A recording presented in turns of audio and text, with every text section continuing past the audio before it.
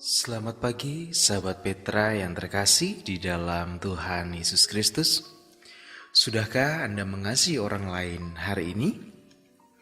Kembali kita berjumpa pada pagi hari ini di dalam program Embun Pagi Radio Petra 105.7 FM.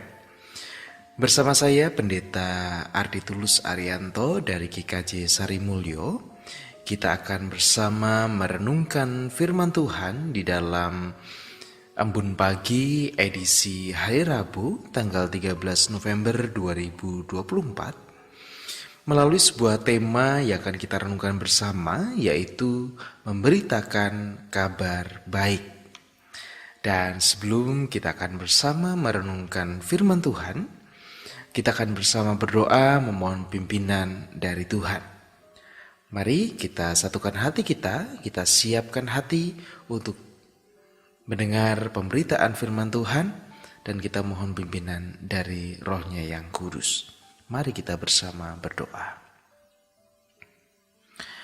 Bapa di dalam surga, ketika kami boleh hidup hari ini, kami percaya itu semua oleh karena kebaikan Tuhan, dan itu hanya karena rahmat pemberian dari-Mu saja. Oleh karena itu Tuhan, kami pagi ini hendak menyerahkan syukur kami oleh karena kebaikan-Mu itu. Dan di dalam segala syukur kami Bapa, kami juga hendak mengawali hari kami. Kami hendak mengawali aktivitas kami hari ini. Namun sebelum kami bersama memulainya, kami hendak mendasari langkah kami, mendasari hari kami dengan firman-Mu yang akan kami renungkan bersama. Kiranya Engkau yang memampukan kami ya Tuhan, kiranya Engkau yang menolong kami, supaya oleh karena Roh-Mu yang kudus itulah kami boleh dimampukan untuk merenungkan firman-Mu, dan bahkan kami pun dimampukan untuk menjadi pelaku-pelaku firman-Mu di tengah-tengah kehidupan kami. Dan biarlah setiap langkah dan aktivitas yang kami lakukan itu semuanya seturut dengan kebenaran firman-Mu. Kami serahkan ya Allah perenungan firman-Mu pada pagi ini ke dalam tangan kuasa-Mu sendiri. Di dalam nama Tuhan kami Yesus Kristus, kami naikkan doa kami. Amin. Sahabat Petra yang terkasih, kita akan bersama mendasari perenungan kita pada pagi hari ini dengan membaca firman Tuhan yang tertulis di dalam Injil Lukas pasal 4. Injil Lukas pasal 4 ayat 16 sampai dengan ayat yang ke-30. Injil Lukas pasal 4 ayat 16 sampai dengan ayat yang ke-30. Sebuah perikop di mana Lembaga Alkitab Indonesia memberikan judul Yesus ditolak di Nazaret. Demikian pembacaan sabda Tuhan bagi kita. Ia datang ke Nazaret, tempat ia dibesarkan. Dan menurut kebiasaannya pada hari Sabat, ia masuk ke rumah ibadat, lalu berdiri hendak membaca dari Alkitab. Kepadanya diberikan kitab Nabi Yesaya, dan setelah dibukanya, ia menemukan nas di mana ada tertulis, Roh Tuhan ada padaku, oleh sebab itu, ia telah mengurapi aku untuk menyampaikan kabar baik kepada orang-orang miskin. Ia telah mengutus aku untuk memberitakan pembebasan kepada orang-orang tawanan dan penglihatan bagi orang-orang buta, untuk membebaskan orang-orang yang tertindas, untuk memberitakan tahun rahmat Tuhan telah datang. Kemudian ia menutup kitab itu, memberikannya kembali kepada pejabat, lalu duduk. Dan mata semua orang dalam rumah ibadat itu tertuju kepadanya. Lalu ia mulai mengajar mereka, katanya, pada hari ini genaplah nas ini sewaktu kamu mendengarnya. Dan semua orang itu membenarkan dia, dan mereka heran akan kata-kata yang indah yang diucapkannya. Lalu kata mereka, bukankah ia ini anakku Yusuf?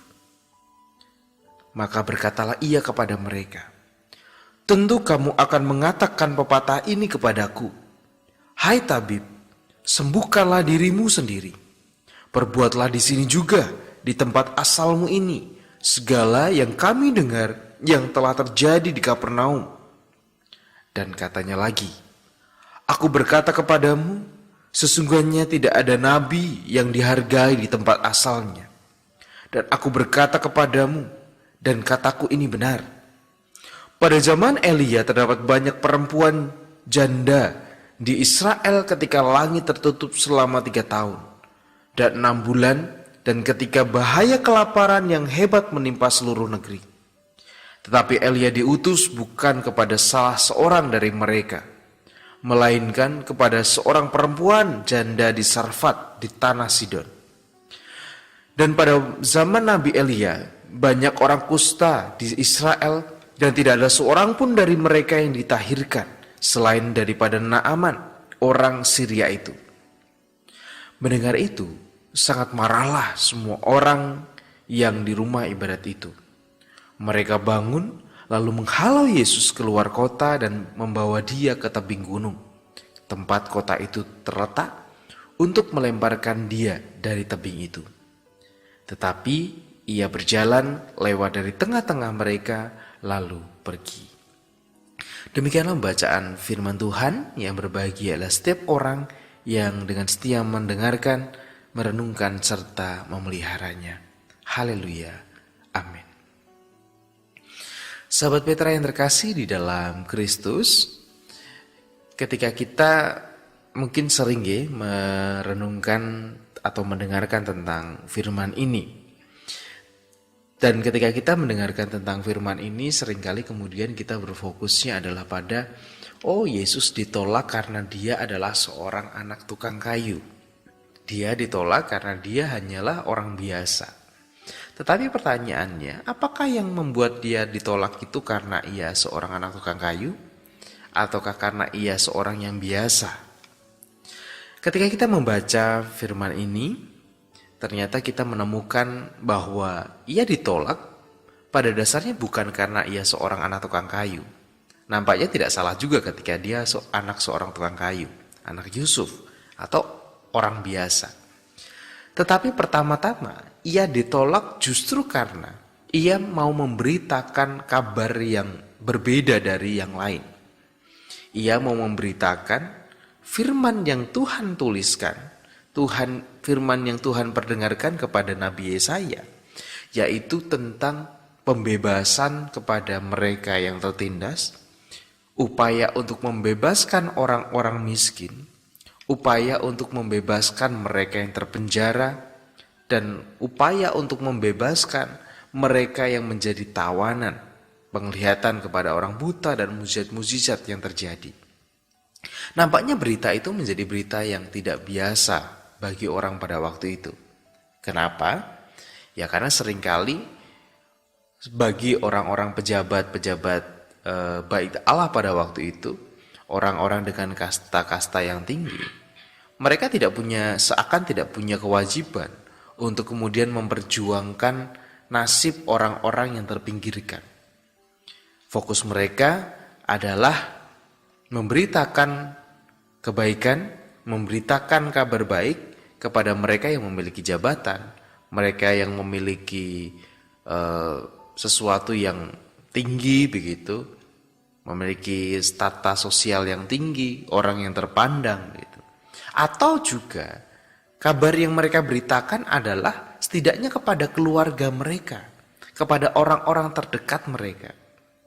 Mungkin kita juga pernah berpikir atau pernah mendengar begini, loh kalau kita mau memberitakan kebaikan, ya berarti kita harus mulai dari orang-orang terdekat kita.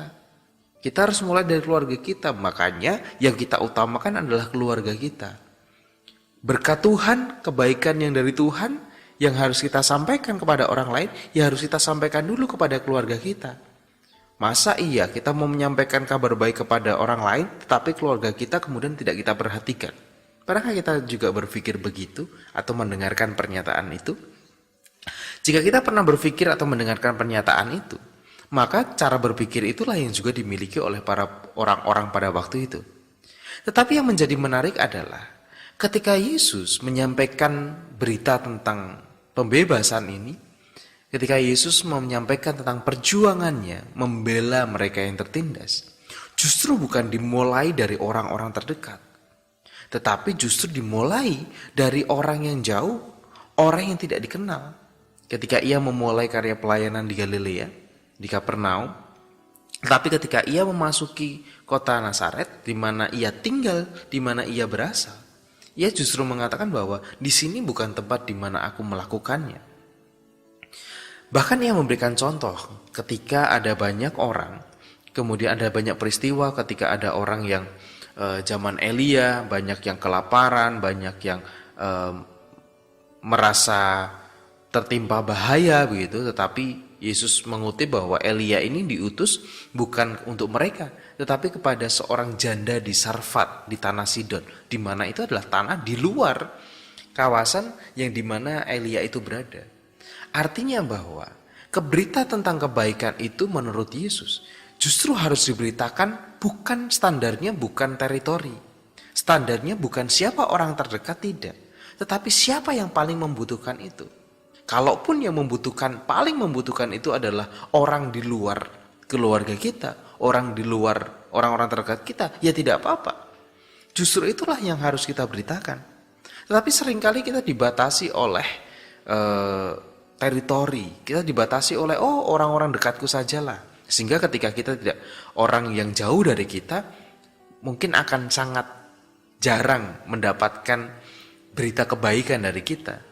Mendengarkan berita sukacita dari kita mungkin akan sangat jarang sekali. Karena seringkali kebaikan kita, berita sukacita yang kita nyatakan terbatas oleh teritori. Dan saat ini kita mendengarkan satu pemberitaan firman Tuhan dari Yesus yang berada di luar pemahaman kita tersebut. Jangan takut untuk kemudian memberitakan firman Tuhan. Jangan takut untuk memberitakan tentang berita kebaikan. Karena di dalam pemberitaan kebaikan itu kita dituntut, kita punya tanggung jawab untuk membebaskan. Apa sih artinya membebaskan? Membebaskan berarti membuat orang yang tadinya terkungkung dalam satu kondisi akhirnya bisa merasakan sebuah kelegaan. Nah, pertanyaannya adalah, lalu selama ini yang kita lakukan itu apa? Apakah yang kita lakukan itu sebuah pembebasan? Ataukah justru yang kita lakukan adalah memenjarakan? Misalnya, ketika kita melakukan klaim-klaim, melakukan penghakiman dengan kata-kata kita misal. Kita mendiskreditkan orang dengan menghakimi mereka. Oh, si A ini begini, kamu itu begini. Kemudian kita menyebarkan kepada orang lain di sekitar kita, itu loh si A, jangan dekat-dekat sama si A. Si A itu gini gini gini, si A itu gini gini gini. Nanti kamu kalau dekat sama dia, nanti kamu akan gini gini gini. Gitu. Kalau itu yang kita lakukan, berarti kita bukan membebaskan, tetapi kita justru memenjarakan. Belum dia mungkin sudah sudah dipenjarakan oleh satu kondisinya, oleh pergumulannya. Ditambah lagi, kita memenjarakan dia dengan perkataan kita. Perkataan yang bukan membebaskan, tetapi justru malah mendiskreditkan, justru malah mengekang mereka, mengekang orang itu. Ketika itu yang kita lakukan, maka kita justru melakukan sesuatu yang kontraproduktif. Ketika Tuhan Yesus menghendaki kita untuk membebaskan mereka yang tertindas, tetapi pada saat yang sama, kita justru melakukan semakin memenjara mereka yang sudah tertindas. Perhatian kita kepada mereka yang tertindas juga sangat dibutuhkan. Siapa itu mereka yang tertindas? Siapapun. Termasuk tadi, orang yang di luar circle kita, orang yang di luar mungkin teritori kita. Siapapun itu, dalam bentuk berbagai hal bisa kita lakukan. Tapi yang menjadi pertanyaan adalah, seberapa sungguh kita mau memberitakan berita kebaikan itu? Ketika kita memberitakan kebaikan itu, akan ada orang-orang yang gak setuju. Ngapain sih kamu melakukan itu untuk dia? Awas loh, kamu rugi loh. Awas loh, nanti kamu tidak akan dapat apa-apa. Atau awas loh, nanti kamu justru akan ditentang oleh orang-orang sekitarmu. Bukankah itu sebuah tantangan? Bukankah ketika Yesus memberitakan tentang berita ini juga, ia mendapatkan penolakan dari orang-orang sekitarnya. Tetapi Yesus berani untuk mengambil resiko itu. Dan beranikah kita mengambil resiko itu dengan sungguh-sungguh, dengan kita sungguh serius untuk memperjuangkan berita kebaikan itu kepada orang-orang di sekitar kita dan bahkan orang-orang di luar teritori kita. Ada konsekuensi yang akan kita terima. Tetapi bukankah sebuah kebaikan harus dirasakan oleh semua orang? Bukankah pemberitaan kebaikan memang harus mengundang sebuah risiko? Dan bukankah kita harus menerjang risiko itu untuk kita bisa tetap memperjuangkan apa yang Yesus kehendaki atas kehidupan kita? Mari kita kemudian berefleksi. Mari kemudian kita melihat keberadaan diri kita. Apakah kita memang sungguh-sungguh mau memperjuangkan itu? Atau sudahkah kita benar-benar berani untuk mengambil resiko dari pemberitaan kabar sukacita yang Tuhan nyatakan bagi kita? Kiranya firman ini boleh mendasari kehidupan kita. Dan kiranya langkah kita hari ini boleh didasarkan untuk memberitakan berita kebaikan kepada siapapun itu. Bahkan bukan orang-orang terdekat kita. Tuhan memberkati. Amin. Marilah kita sebelum bersama akan mengakhiri perenungan kita pada hari ini, kita berdoa memohon pimpinan Tuhan untuk kita melakukan langkah kehidupan kita. Mari bersama kita berdoa. Ketika kami memiliki tugas untuk memberitakan kebaikan kepada semua orang, seringkali kami dibatasi oleh teritori, seringkali kami dibatasi oleh keterikatan perasaan, dan seringkali kami hanya membagikan itu kepada orang-orang terdekat kami, ya Tuhan. Tetapi saat ini Engkau menyatakan kepada kami bahwa berita kebaikan itu, berita sukacita itu harus kami nyatakan dimanapun kami berada kepada siapapun itu. Tidak terbatas kepada mereka yang hanya dekat dengan kami, mereka yang berada satu circle dengan kami, atau mereka yang punya keterikatan batin dengan kami. Tolong kami ya Tuhan untuk berani mengambil resiko di dalam pemberitaan firman-Mu. Ajar kami untuk dengan konsisten dengan berani menyatakan kabar sukacita itu kepada semua orang. Kami tahu itu berat, tetapi satu yang kami yakini, bahwa Roh-Mu ada bersama dengan kami, bahwa Engkau pasti akan memampukan kami. Ketika kami menemukan jalan buntu di dalam pemberitaan kabar sukacita yang kami lakukan, kami tahu Engkau akan membukakan jalan itu untuk kami. Oleh karena itu Tuhan, tolonglah kami untuk kami bisa memperjuangkannya. Termasuk juga langkah kami hari ini, di dalam berbagai aktivitas, di dalam berbagai kehidupan yang akan kami lakukan hari ini Bapa. Kiranya kami boleh mendasari segala langkah hidup kami, segala aktivitas kami hari ini dengan berpegang pada satu prinsip untuk memberitakan kebaikan, memberitakan kabar sukacita bagi semua orang. Sehingga hari ini boleh kami lewati dengan hari yang berkenan di hadapan Tuhan. Kami mau serahkan Tuhan kehidupan kami mau serahkan langkah kami hari ini ke dalam tangan kuasa-Mu. Kiranya Roh-Mu yang kudus senantiasa hadir dan menuntun kami. Di dalam nama-Mu ya Kristus, kami naikkan doa kami. Amin. Sahabat Petra yang terkasih di dalam Tuhan Yesus Kristus, demikianlah perenungan kita hari ini di dalam edisi Embun Pagi, edisi hari Rabu tanggal 13 November 2024. Dan oleh karena itu, selamat melakukan aktivitas. Saya Pendeta Arditulus Arianto dari GKJ Sari Mulyo mohon undur diri. Selamat beraktivitas, selamat melakukan setiap tanggung jawabnya hari ini. Dan jangan lupa untuk mengasihi orang lain hari ini. Tuhan memberkati.